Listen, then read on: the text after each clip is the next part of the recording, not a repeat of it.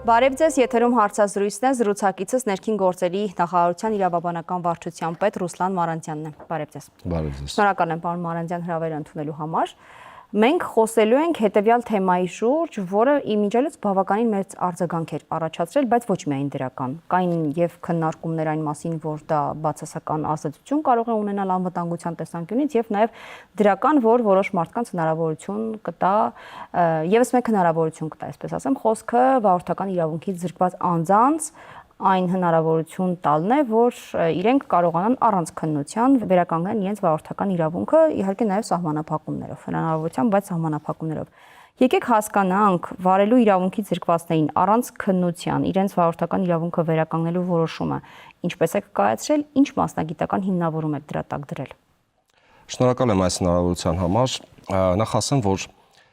անվտանգային բաղադրիչը մշտապես է մեր ուշադրության կենտրոնում եւ ուրախ եմ հիշեցնելու համար, իսկապես մենք այդ մտայնությունը ունեցել ենք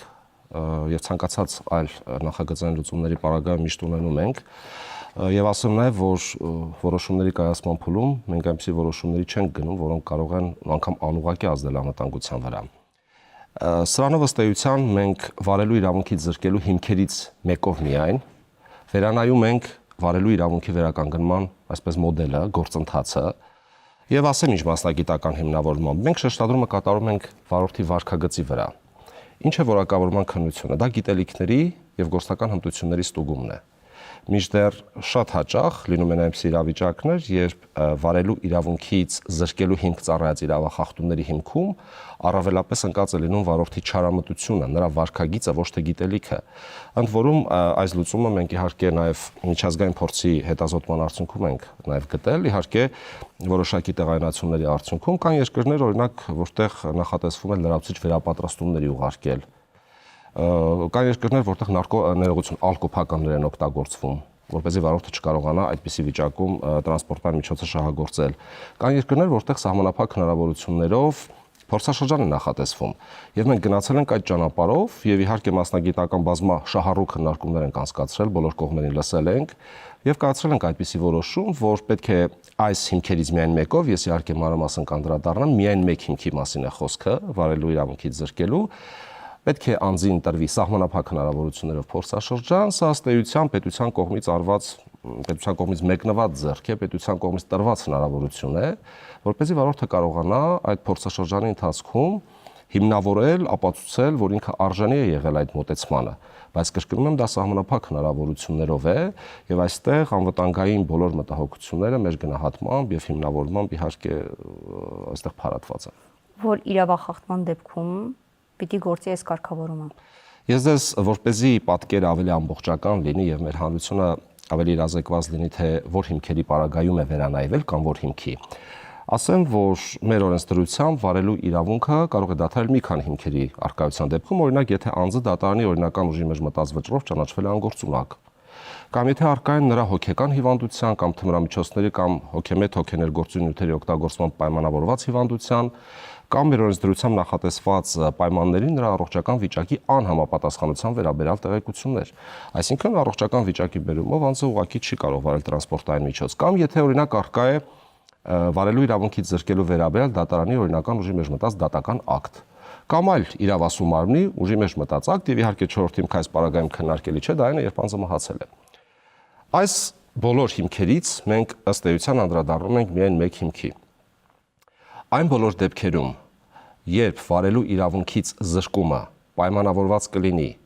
անձին անգործունակ ճանաչելով, կամ կապված կլինի նրա առողջական վիճակի հետ, կամ անձի վարելու իրավունքը դադարեցված կլինի դատարանի օրինական ուժի մեջ մտած դատական ակտով, կամ օտարերկրյա ցանկացած այլ պետության իրավասու մարմինների կողմից,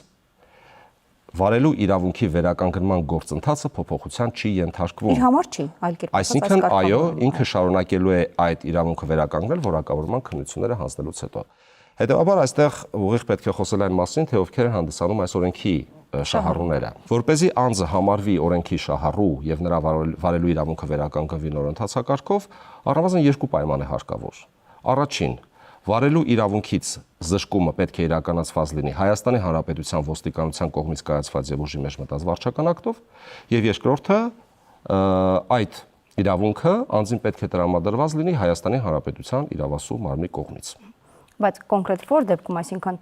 խմացության աստիճանի, որ պարագայում է համարվում, որ վարորդը զրկվել է եւ կարող է օգտվել այս կարգավորումից։ Խախտման տեսեք, վարչական իրավախախտումների վերաբերյալ Հայաստանի Հանրապետության օրենսգիրքը նախատեսում է տարբեր խախտումներ, որոնց համար անձը կարող է զրկվել։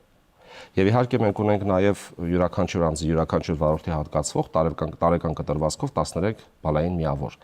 Խոսքը վերաբերում է այն իրավիճակներին, երբ տարբեր պատճառներով, տարբեր խախտումների կամ բալերը սպառելու պատճառով անձը զրկվել է վարելու իրավունքից։ Եվ իմ ասած երկու նախապայմանների առկայության դեպքում մարդուն հնարավորություն է տրվելու զրկման ժամկետի ավարտից հետո 1 տարվա ընթացքում դիմել վճարել պետական տուրքը, որը սահմանված է 50,000 դրամի չափով, եւ առանց որակավորման քննությունների վերականգնել իր վարելու իրավունքը։ Բայց քանի որ ես նշել եմ, որ սա սահմանափակ հնարավորություններով գործընթաց է,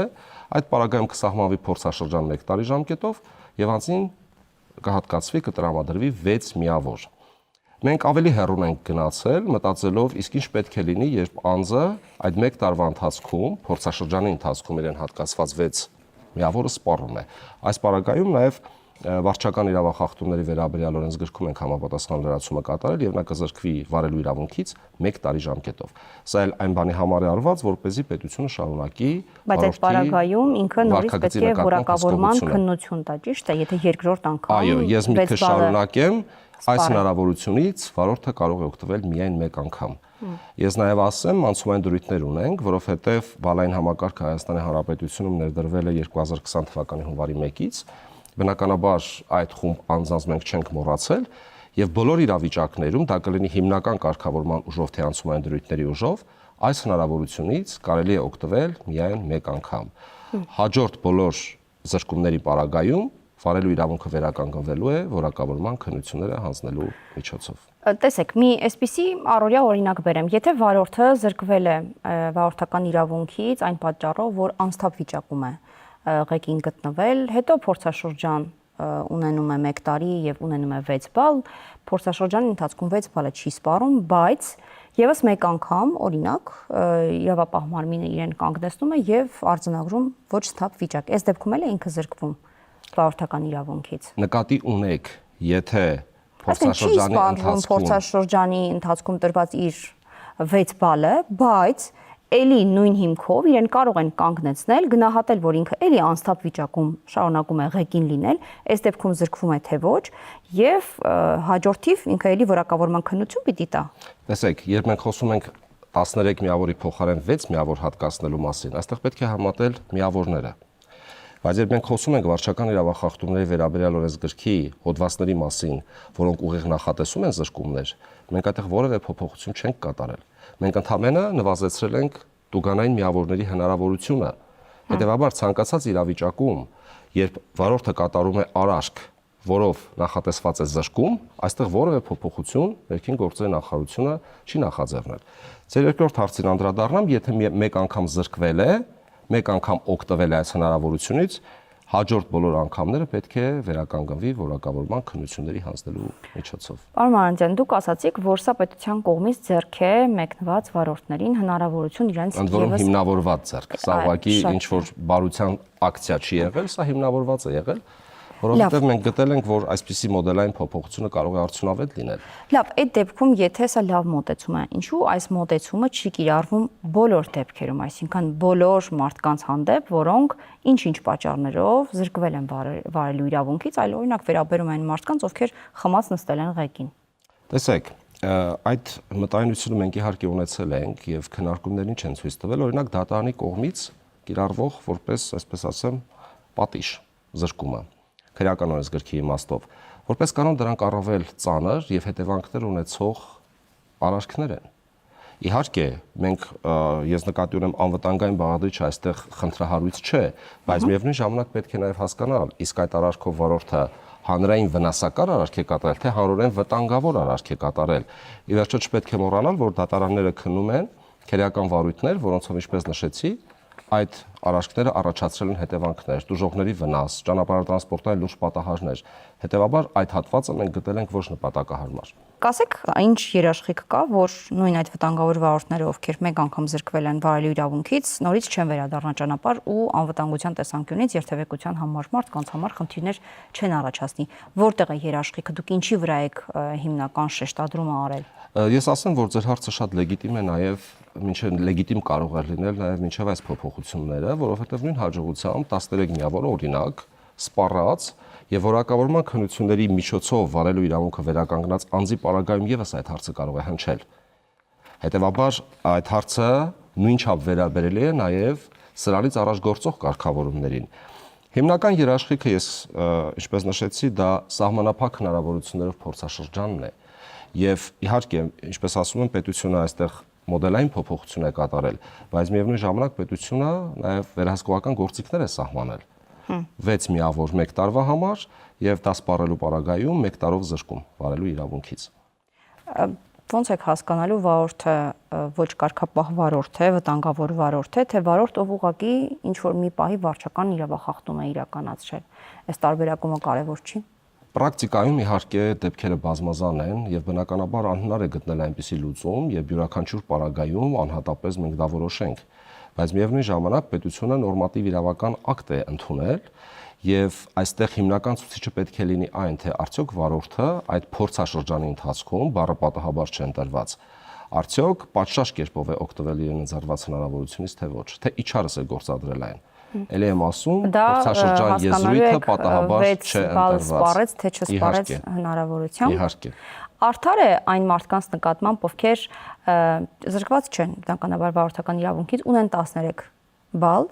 1 տարվա ընթացքում սպառելու հնարավորությամբ եւ փորձաշրջանում գտնվող վարորդական իրավունքից զրկված կամ ընթացիկ վերականգնած 6 բալ,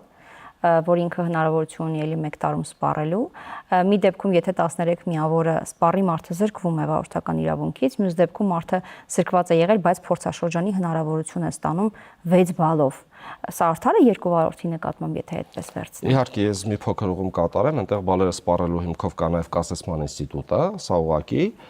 Իսկ դուք որտեղ եք ներողություն իհարկե հարցադրման համար, ես իրավունք չունեմ հարցեր տալու, բայց որտեղ է անարդարությունը։ Ի վերջո, տեսեք, Դե 13 բալը կարելի է սպառել նաև շատ, չեմ ուզում որակավորում տալ, բայց աննշան խախտումների պարագայում։ Դա նշանակում է 13 բալը ավելի շատ հնարավորություն է տալիս խախտումներ կատարելու, բայց մեր նպատակը դա չի։ Մեր նպատակը այն է, որպեսզի մենք կարողանանք հասկանալ սահմանափակ փորձաշրջանի ընթացքում վարորդը ինչպես է իրեն դրսևորում։ Ի վերջո դա կախված կլինի նաև անձի վարքագծից։ Հնարավոր է օրինակ ժամկետային ընդգրկման իմաստով զուտ լինի վարորդ, ում 13 միավորը ավելի արագ է սպառվել,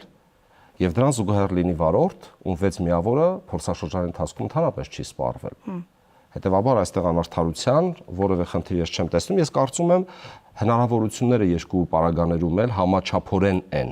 Մի պարագայում նվազեցված, մի պարագայում ավելացված։ Լավ, պարոն Մանուկյան, մի քանի հարցեր վիճակագրության մասին, թվերի մասին պիտի հարցնեմ։ Կա վիճակագրություն, թե տարեկան կտրվածքով գուցե եթե այդպես է հաշվարկի իրականացվում, քանի վարորդ է զրկվում վարելու իրավունքից եւ հիմնականում որ հիմքերով են զրկվում։ Ես ձեզ ասեմ, որ առավել օգտակար կլինի այս պահին հնչեցնել այն թիվը, որը այս պահին կա։ Գիտեք ինչու եմ ասում, որովհետև նախորդ տարիների վիճակագրությունները ռեալ պատկեր չեն կարող տալ մի բարձ պատճառով, որտեղ այդ մարդիկ հնարավոր է ընթացքում վերականգնել են։ Այսինքն տվյալ տարվա ինչ-որ ամսաթվի դրությամբ ունեցել ենք ինչ-որ մի թիվ, բայց այդ թիվը ռեալ պատկեր չի կարող լինել, որովհետև հետագայում որոշ մասը գուցե արդեն վերականգնել է։ Ես ասեմ, որ այս պայմանությամբ մենք ունենք շուրջ 18800 վարելու իրավունքից զրկման դեպքեր, դա մեզ մոտ արձանագրված է։ Եթե ձեզ կհետաքրքրի, նաև ասեմ, որ Հայաստանի Հանրապետության դատարանների եւ այլ պետությունների իրավասու մարմինների կողմից զրկվածների ընդհանուր հանրագումարը կազմում է շուրջ 1100 դեպք։ Սա նշանակում է, որ օրենքի շահառուկը հանդիսանան այն ընդհանուր թվից հանած այս իմ ասած փոքր թիվը, մոտավորապես այս պարագայում մենք գործ ունենք 17700 հոգու հետ դեպքի։ Դա մեծ թիվ է։ Գիտեք, մեծը եւ փոքրը հարաբերական է շատ։ Իհարկե մեզ համար որպես ներքին գործերի նախարարություն նպատակադրումը այն է, որպեսզի այս թիվը ինչ որ մի օր ձգտի 0-ի։ Դա զրոյական դժվար թե լինի, բայց ամեն դեպքում հաշվի առնելով երթևեկի մասնակիցների քանակը ինչքան է, պիտի դրանով գնահատեք, դա շատ է թե քիչ է։ Որովհետև նաև տրանսպորտային միջոցներն են շատացել, ընդհանրապես մեր երկրում վարելու իրավունքի վկայական ունեցող անձանց թիվը շատ մեծ է եւ այդ թվի համեմատ կարծում եմ սա վերահսկելի թիվ է։ Նպատակներից մեկը արդյոք նաև նա է անվտանգության տեսանկյունից, որ վթարների թիվը կրճատվի կամ երթևեկում տեղի ունեցող իրավիճակները, անվտանգային իրավիճակները նվազեցվեն։ Այդպիսի նպատակադրում եղել է, թե չէ։ Այդպիսի նպատակադրում կարելի է մեր բոլոր բացի այն, որ ձեռք եք մեկնում վարորդներին, այս ոլորտին առնչվող մեր բոլոր նախաձեռնություններում բացահայտ կամ թաքնված մենք այդ նպատակադրումը իհարկե ունենք եւ իհարկե պրակտիկայի ամփոփումից հետո գուցե ձեր հարցին ավելի հիմնավոր պատասխան կտանք, որքան է ազդել կոնկրետ թվերի վրա։ Այսինքն այնպիսի հաշվարկ, որ հնարավորություն կտար ձեզ հասկանալու, եթե այս փոփոխությունը անում եք կամ այս հնարավորությունը բացում եք ոչ օրինապահ, գուցե երբեմն ոչ օրինապահ վարորդների համար, չունեք, թե երթևեկության մեջ վթարների քանակը որքանով կարող է կրճատել։ Խնդիրը նրանում է կայանում, որ ճանապարհատրանսպորտային պատահարները բազմագործոն եւ բազմաթիվ պատճառներ ունեցող պատահարներ են։ Բայց նաև վարորդների վարքագծով պայմանավորված։ Ես դա չեմ հերքում, բայց ամբողջապես դա պայմանավորել միայն վարորդի վարքագծով իհարկե դժվար է։ Բայց բնականաբար ազդեցություն կունենա։ Ես ընդունում եմ ձեր ասած այս մասով։ Շատ լավ։ Կարգավորման մեջ նշվում է, որ պետք է պետական տուրք վճարվի 50,000 դրամի չափով։ Ես մի կարծիքի հանդիպեցի, որ սա այնպիսի ուղերձ կարող է թվալ, որ դու կարող ես անել խախտում, հետո վճարել տուրք եւ շատ հեշտությամբ կամ մասնակի հեշտությամբ նորից վերականգնել քո հնարավորությունը վարելու։ Սրա մասին ինչ կասեք։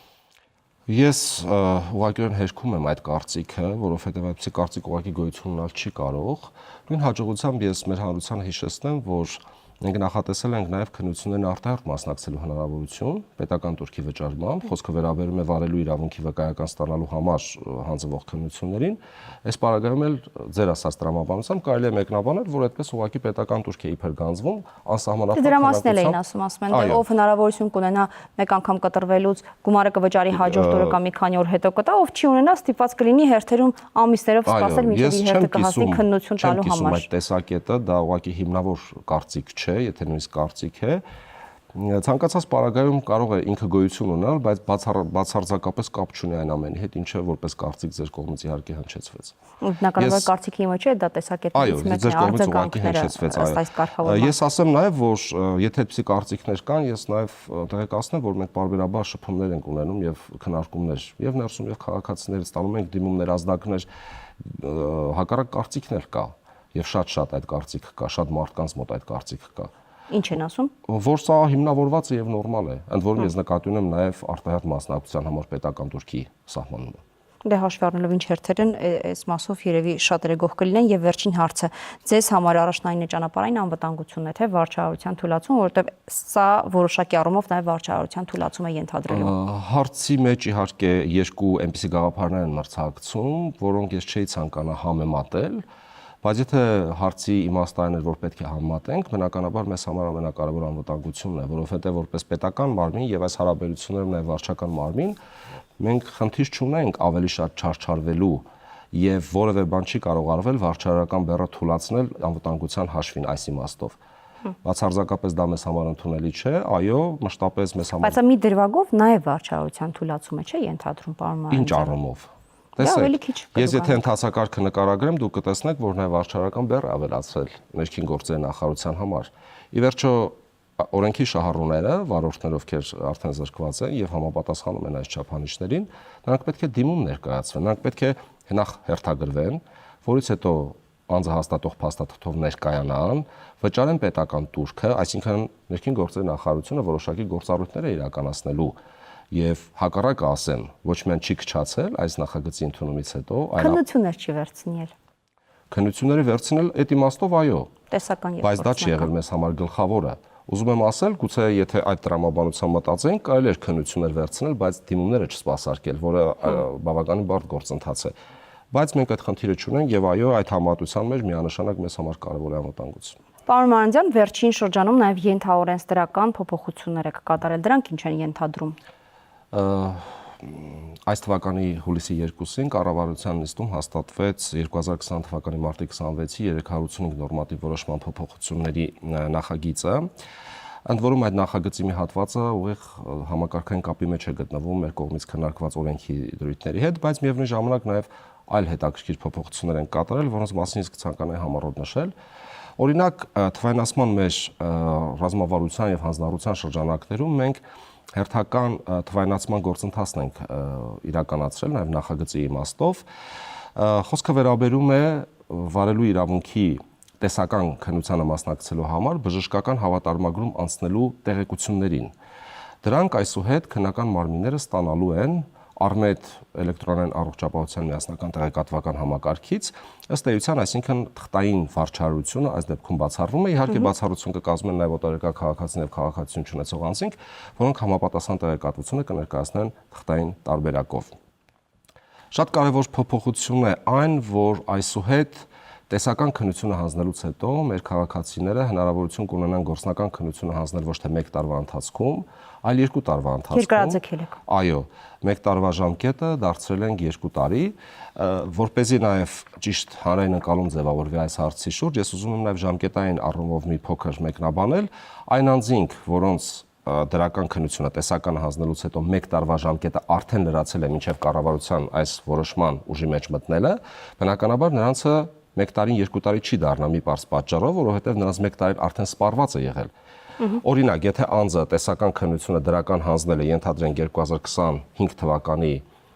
հունիսի 1-ին, 1 տարին լրանում է 2026 թվականի հունիսի 1-ին, այսինքն մինչև այս կառավարության որոշման մեջ փոփոխություններ կատարելու նախագծի ընդունումը եւ ուժի մեջ մտնելը։ Իսկ այն անձինք, որոնք թեև տեսական քննությունը հանձնել են այս որոշման ընդունումից առաջ, բայց մինչև ուժի մեջ մտնելը իրենց 1 տարին դեռևս ավարտված չի եղել, նրանց 1 տարին կդառնա 2 տարի եւ հնարավորություն կունենա 2 տարվա ընթացքում հասնել քննությունը։ Սարքելու, այսինքն ինչ նպատակով եք դա արել։ Գիտեք, իթիվս այլնի, նաեւ այլ իհարկե պատճառներ եւ հանգամանքներ կան, մենք քաղաքացիների հետ մեր շփումներում եւ նաեւ նրանց արձագանքներից նկատում ենք, որ հաճախ են այն իրավիճակներ, երբ քաղաքացիները սկսել են այցելել դասընթացների։ Նույնիսկ լինում են այնպիսի իրավիճակներ, երբ քաղաքացին ինքն է չեղարկում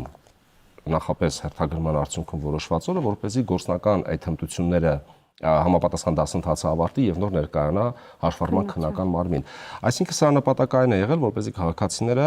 1 տարուց հետո նորից չգան տեսական քննություն հանձնելու, այսինքն 1 տարվա տեսական քննության արդյունքները 1 տարվա փոխարեն 2 տարի լինեն ուժի մեջ։ Սա քաղաքացիների համար լավ հնարավորության ստեղծումն է։ Ասեմ նաև, որ այսուհետ տեսական քննության հարցաշարերը կլինեն ավելի թիրախային եւ հետեւաբար ավելի արդյունավետ, սա նշանակում է, որ անձը, որը դիմել է ինչ-որ կարգի կամ ենթակարգի տրանսպորտային միջոց վարելու իրավունք ստանալու համար, նա կպատասխանի բացառապես այդ կարգի կամ ենթակարգի տրանսպորտային միջոցին վերաբերելի հարցերին։ Օրինակ, պայմանական մարդատար տրանսպորտային միջոց, մարդատար ավտոմոբիլ վարելու համար դիմաց անձի տեսական քննության հարցաշարում չեն լինի օրինակ ավտոբուսներին վերաբերելի հարցեր։ Ինչ հաճելի է, այսինքն հեշտացրել եք ավելի։ Մենք կասենք ոչ թե հեշտացնել կամ բարդացնել, այդ խնդիրը մենք չենք ունեցել, մեր կարծիքով սա ավելի թիրախային է եւ ավելի արդյունավետ եւ հետեւաբար անվտանգության իմաստով ավելի օգտակար։ Շնորհակալ եմ զրույցի համար։ Ես եմ շնորհակալ։ Զրուցակիցս ներքին գործերի նախարարության իրավաբանական վարչության պետ Ռուսլան Մարանդյանն էր, կհանդիպենք։